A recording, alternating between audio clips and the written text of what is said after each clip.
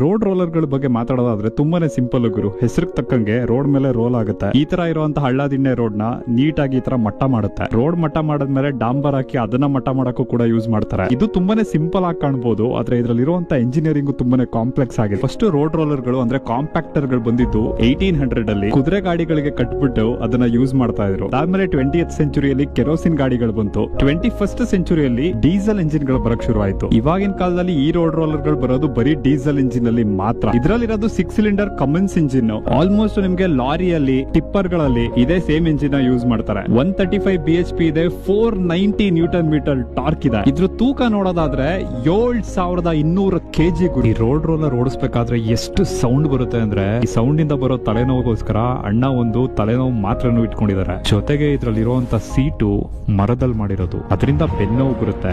ದಿನ 10 ಗಂಟೆ ಇವ್ರು ಈ ತರ ಸಿಚುವೇಶನ್ ಅಲ್ಲಿ ಕೆಲಸ ಮಾಡ್ತಾರೆ ಅಂದ್ರೆ ಹ್ಯಾಟ್ಸ್ ಆಫ್ ಹೇಳಲೇಬೇಕು.